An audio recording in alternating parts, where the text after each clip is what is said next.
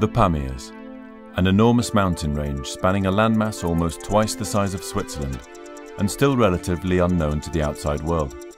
The Pamirs boast countless majestic peaks, soaring to altitudes of up to 7,500 meters.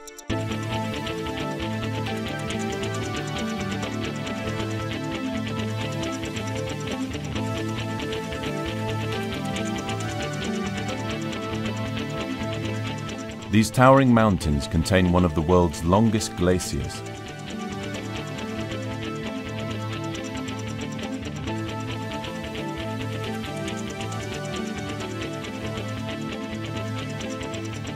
The Pamirs rise in the eastern part of the Tajik Republic. Politically, this mountainous area is part of the province of Gorno-Badakhshan and covers around half of the country. With a total area of 143,000 square kilometers and 6.5 million inhabitants, Tajikistan is the smallest of the former Soviet republics in Central Asia. The borders with Kyrgyzstan, China, Afghanistan and Uzbekistan were drawn up during the colonial era along geopolitical lines, taking no account of language boundaries or ethnic groupings. This region of Central Asia is seen as the home of different civilizations. Despite a harsh climate and the many invasions and wars that have plagued the inhabitants of this area, prehistoric remnants still exist to this day. Indeed, these very invasions, and the attempts by inhabitants of the region to adapt to them, led to a broadening of cultural and linguistic diversity.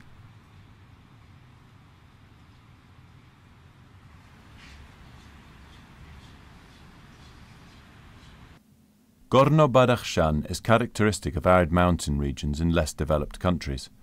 With less than 100 millimeters of annual rainfall, the eastern part of the Pamirs, a largely barren plateau, is extremely dry.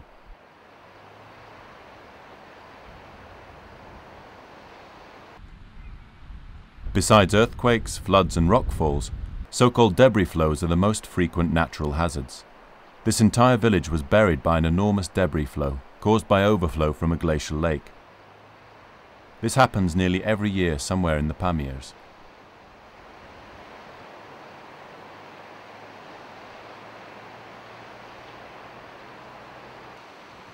The main general biophysical constraints for mountainous regions are lack of access to the market, to higher education and to information, scarcity of resources and harsh climatic conditions, all of which affect the Pamirs.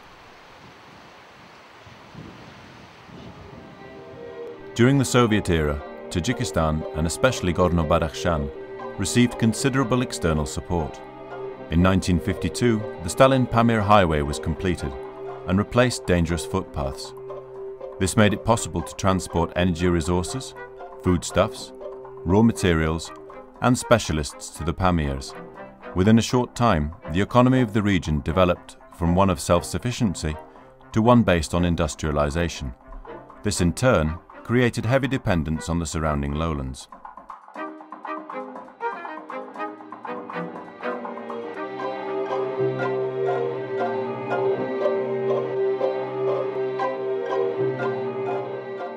When Tajikistan gained independence in 1991, the sudden loss of Soviet support had a tremendous impact on Gorno-Badakhshan.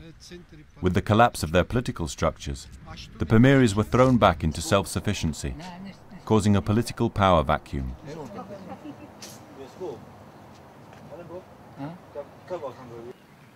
The result was a bloody civil war, which cost more than 50,000 lives between 1992 and 1997. Tens of thousands of refugees fled to the Pamirs. Many found refuge in the mountains of Gorno-Badakhshan, causing a serious famine that brought the region to the brink of a humanitarian catastrophe.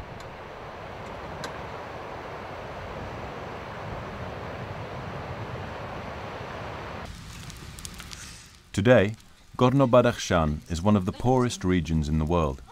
The average salary is $12 a month.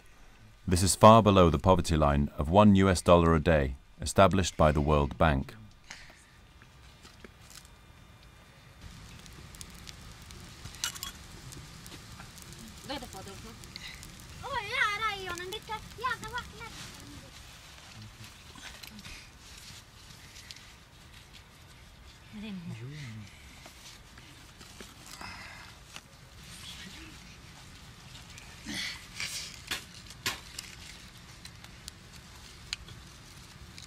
settlements are built on alluvial fans along the wild rivers.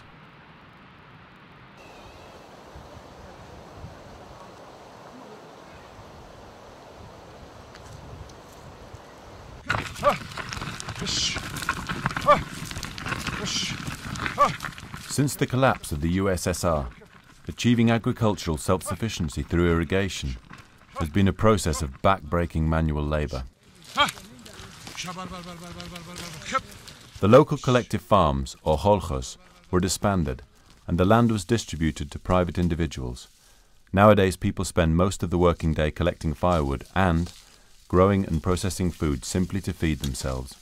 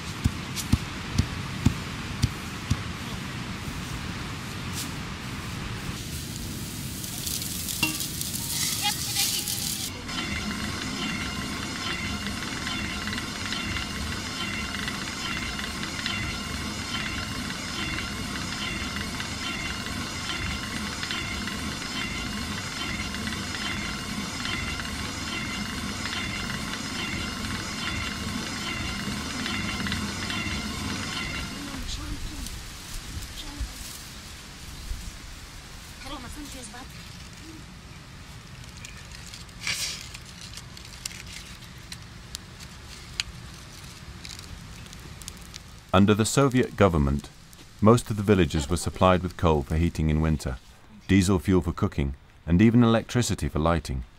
With the collapse of the Soviet system in the beginning of the 1990s, this support dried up.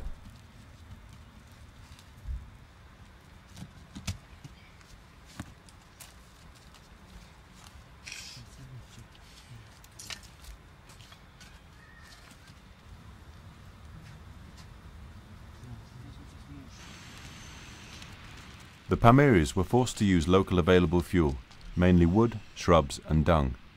As a result, most of the forest has disappeared, and wood is now in extremely short supply.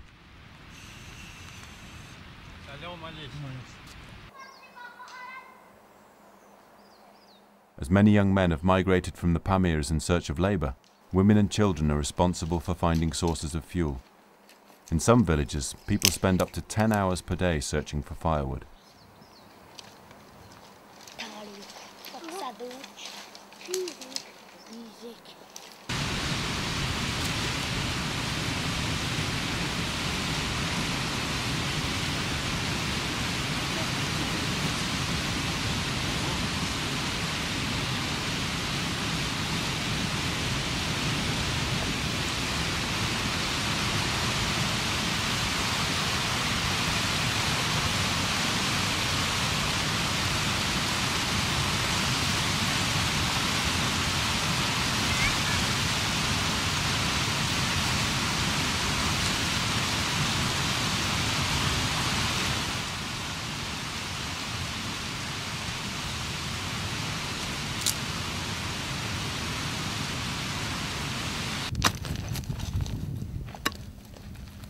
In regions where forests have completely disappeared, people are forced to collect so-called teresken bushes.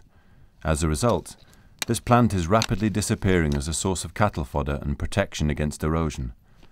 Desertified soil is all that remains.